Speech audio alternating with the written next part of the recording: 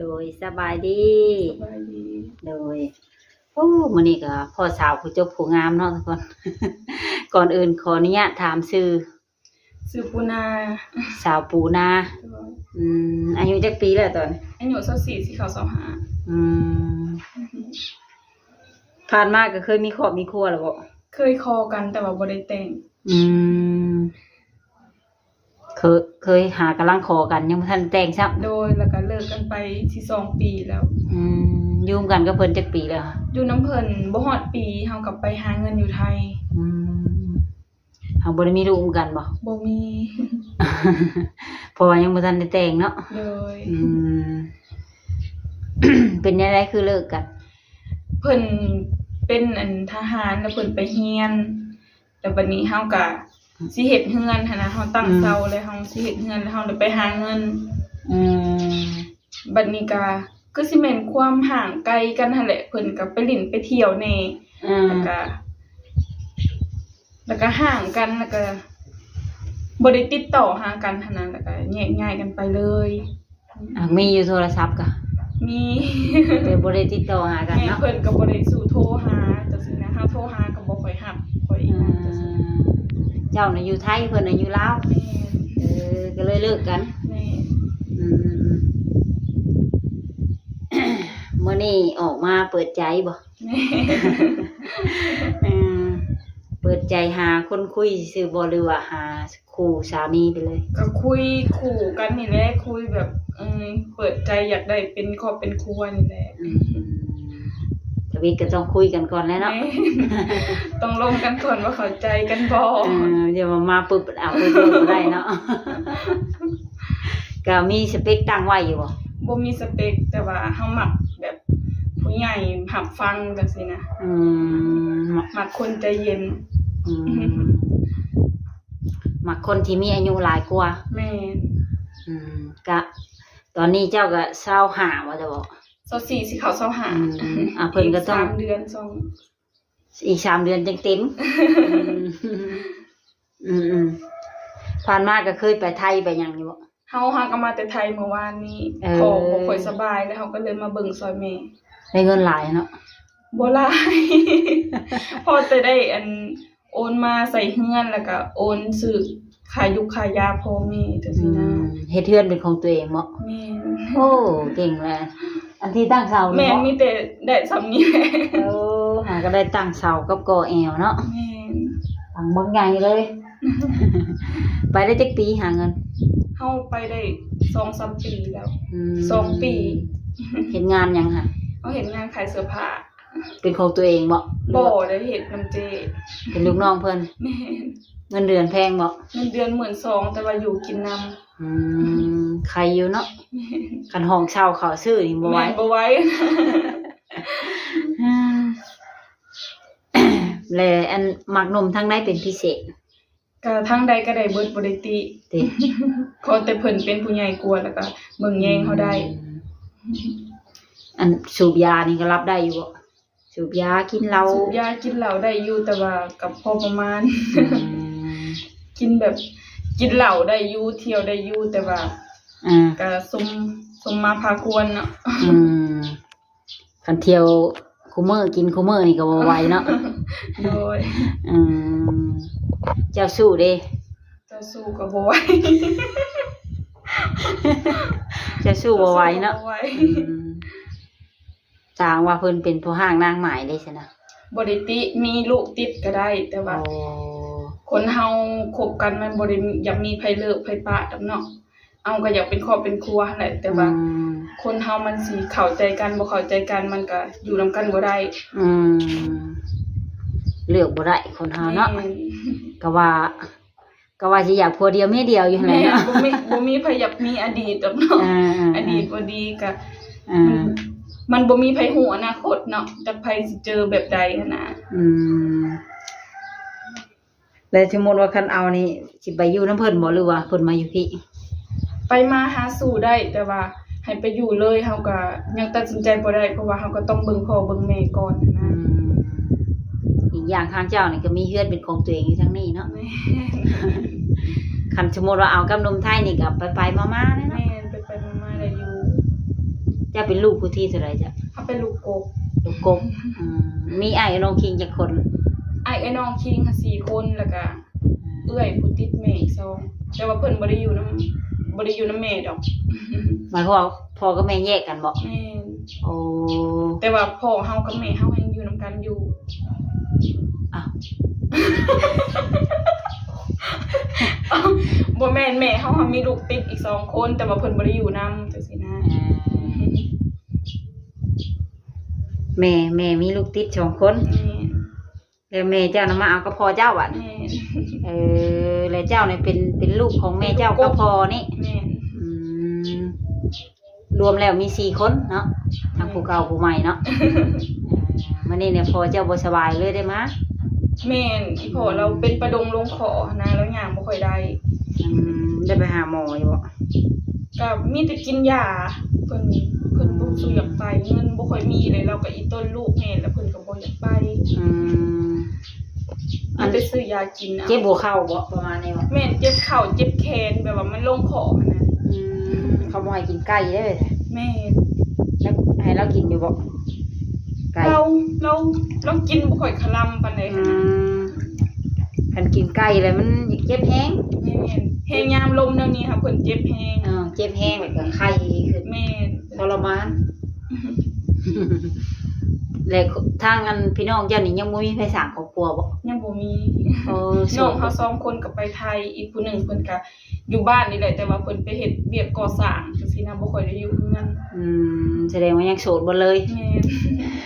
รีบเอาเลยจ้ะจังได๋พอเว้นหาหลานน้อยได้เนาะผ่านมานี่เจ้าเคยเข้าโรงเรียนอยู่บ่ตะกี้ เฮาออกโรงเรียนตั้งแต่ป .4 สิขึ้นป .5 เพราะว่าตอนนั้นอีแม่ก็บ่ค่อยมีเงินเนาะตอนยังน้อยเนาะบ่มีเงินให้แล้วบ่มีโอกาสได้เรียนคือผู้อื่น ภาระหลายเนาะ เรียนภาระหลาย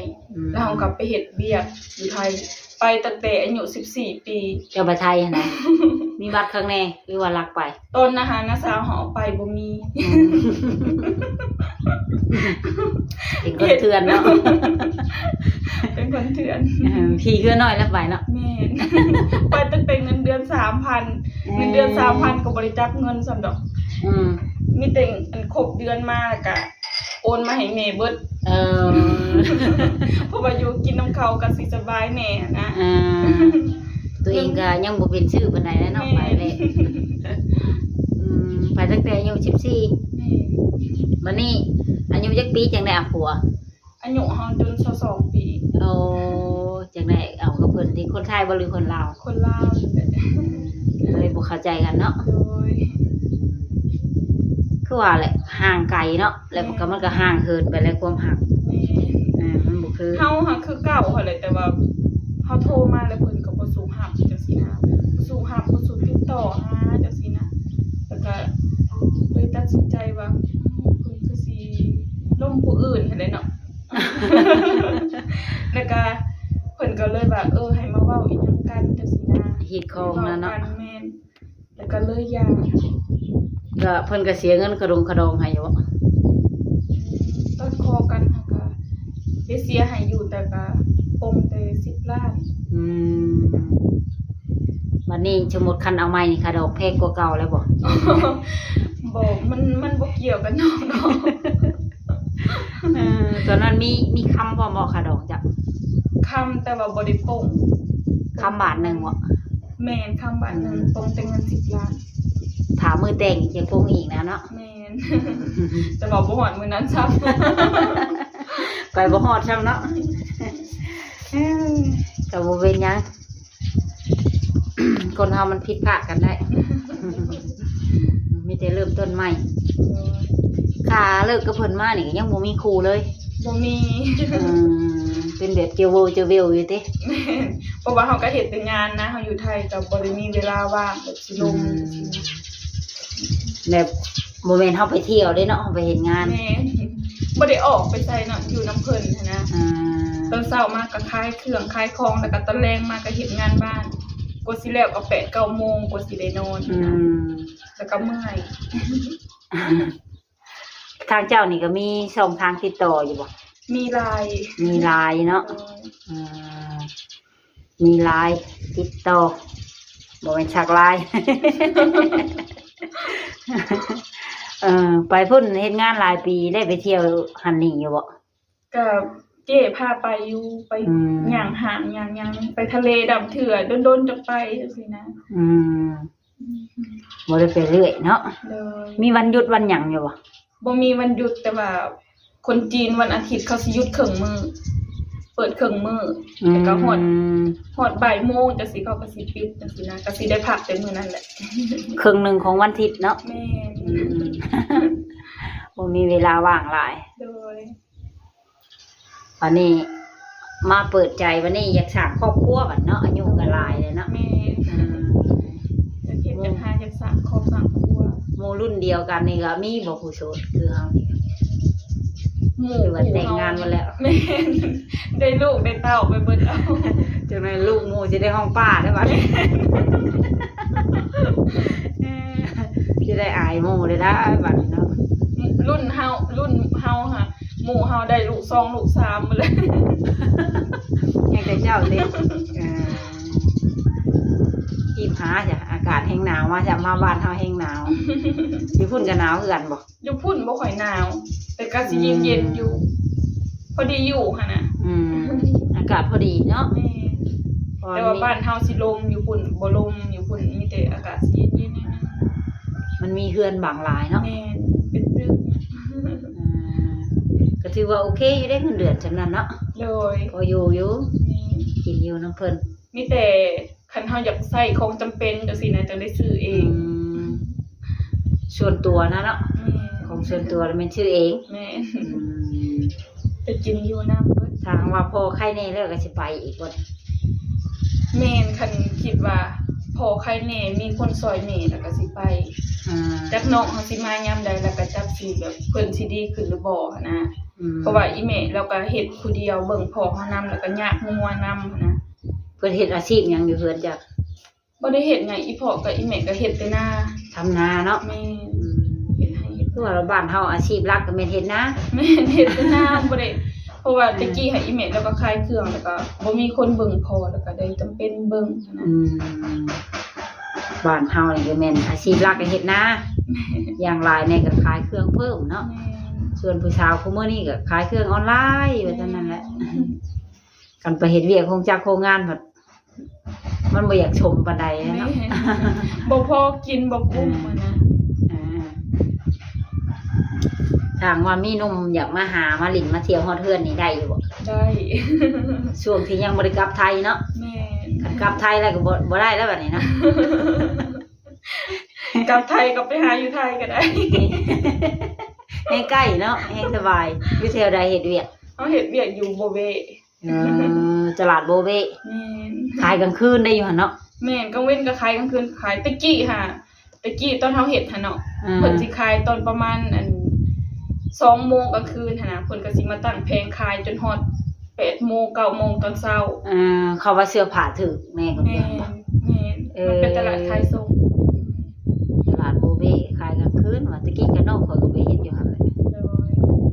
ขายกลางคืนว่ามันสิมีผู้ซื้อบ่ว่าคือในใจตะกี้มันได้ขายได้ตะกี้มันได้ขายแต่ว่าเดี๋ยวนี้มันบ่ค่อยได้ขายแล้วเดี๋ยวนี้มันขายเครื่องออนไลน์หลายคือแบบว่าขายทางเฟซทาง TikTok จังซี่นะก็เลยดึงลูกค้าไปแล้วเนาะแม่เพราะว่าลูกค้าอยู่เฮือนก็ช้อปปิ้งได้เนาะแม่แล้วเดี๋ยวนี้มันก็บ่ค่อยมีแล้วแต่ว่าไม่ขายแบบเขาหักเครื่องไปขายก็ยังมีอยู่หากทางเจ้านี่ก็เฮ็ดอาหารเป็นอยู่บ่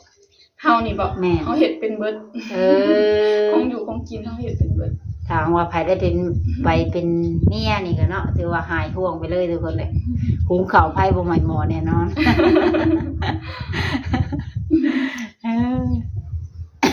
มาบ้านที่เฮ็ดกินชูพ่อชูแม่กินแล้วเนาะโดย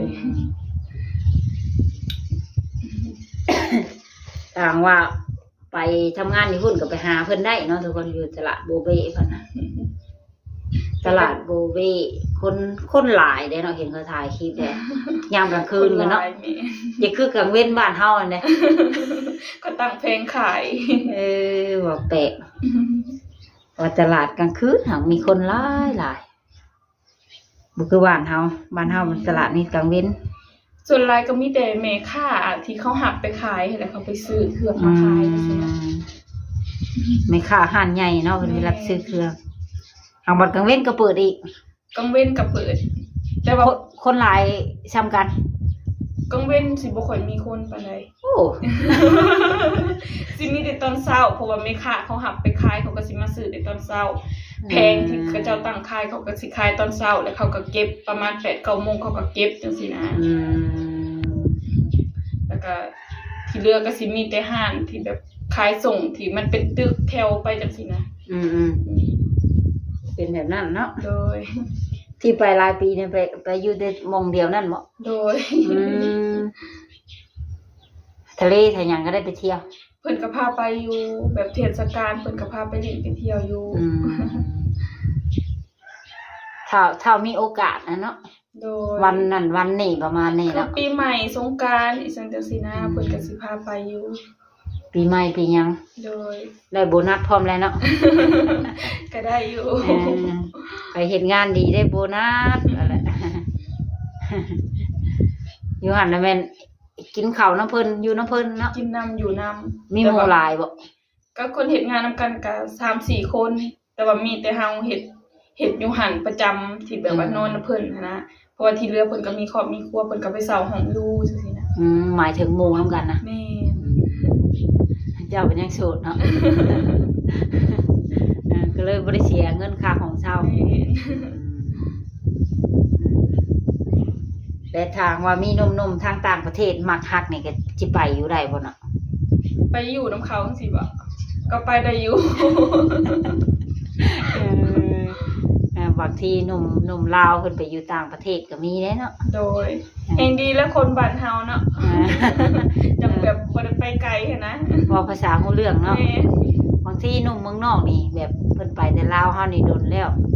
แต่บัดนี้เพิ่นอายุหลายแล้วเพิ่นอยากกลับมาอยู่ลาวก็มีเด้เหมาะเลยกับเจ้าเนาะที่แบบเพื่อนก็มี แม่ ก็มาอยู่ได้ เป็นของตัวเอง มาต่อเติมซอยน้องเพิ่นเลยก็มาอยู่ได้เลยเนาะ สมมติว่ามีอายุประมาณ60รับได้บ่ หับได้เฮามักตั้งแต่อายุ30ปลายขึ้นไปฮอด60เพราะว่าเฮาคิดว่า เขาเป็นผู้ใหญ่กว่านะเขาน่าสิรับฟังเฮาได้หลายกว่า ตะกี้เฮาก็มักคนวัยรุ่นคือกันนี่แหละแต่ว่าเฮามาได้อยู่ในจุดนี้หั้นนะเฮาก็เลยคิดว่าความคิดเขากับเฮามันต่างคนก็ต่างยังน้อยหั้นนะเฮาก็เลยมักผู้ใหญ่หลายกว่าเขาอาจสิรับฟังเฮาหลายกว่าวุฒิภาวะเฮาหลายกว่า จากประสบการณ์ที่ผ่านมาเนาะ แม่น สอนให้รู้ว่าคนอายุหลายนี่สิดีกว่า แม่นเขาอาจสิรับฟังเฮาได้กว่า เป็นที่ปรึกษาให้ได้เนาะ เป็นที่ปรึกษาเขาอาจสิใจเย็นกว่าจังซี่นะ คันวัยรุ่นบัด บ่เข้า ไฟ กันนะ สู มัน งไฟ บ่เข้ากันนะมันอยากปรับปรับโลดได้เนาะก็เฉพาะบางคนดอกเนาะก็บ่ทั่วทุกคนเนาะเลยก็มีหยังอยากฝากถึงหนุ่มๆอยู่สมมุติถ้าเพิ่นนั่งเบิ่ง ก็บ่มีหยังเนาะคนเฮาสิอยู่ห่างไกลกันก็ร่วมกันได้ตลอด โดย ร่วมได้ตลอดมันอยู่ที่ความเข้าใจกันบ่ได้เกี่ยวกับระยะทางดอกคนเฮามันไปหากันได้ทั้งร่วมเข้าใจกัน ไปมาหาสู่ได้เนาะ โดย และสมมุติเพิ่นเสร็จมาโทรมานี่สะดวกคุยอยู่บ่ สะดวกคุยแต่ว่าเฮาก็สิมีแบบไปส่งข้าวพ่อแน่เพราะว่าตอนที่เฮามานี่ก็ยังบ่ได้เฮ็ดเวียกเฮ็ดงานนะส่งข้าวเฮ็ดเวียกเฮือนคันว่างก็โทรกลับได้ บ่ได้ขี้โอกขี้โกยดอกเนาะ โดย คันว่าง ส่งข้าวส่งอาหารให้พ่อ โดย ตอนนี้พ่อเพิ่นอยู่ไส พ่อเพิ่นอยู่หน้าเพิ่นบ่ค่อยเข้ามาอยู่เฮือนเพราะว่าเพิ่นเลี้ยงเป็ดเลี้ยงไก่เลี้ยงงัวจังซี่นะมันสบายเนาะ มันสะดวกกว่าเนาะ แม่นคันอยู่บ้านมันพัดจะสิไปปล่อยอยู่ไสกันนะ ไกลบ่นะ ไกลอยู่ ประมาณ 7-8 กิโลนี่แหละ ขี่รถจักรไป แม่น นี่ก็ยังสิไปชมเขาเพิ่นได้นี่เนาะ แม่ เอาเลยค่ะก็โอเคจ้ะสำหรับคลิปนี้ก็สิได้ขอตัวกลับบ้านก่อนเนาะพี่น้องเพิ่นไปชมเขาพอก่อนมีใดๆก็สิมาอัปเดตใหม่มื้อหน้าเนาะ โดย โดยสบายดี สบายดี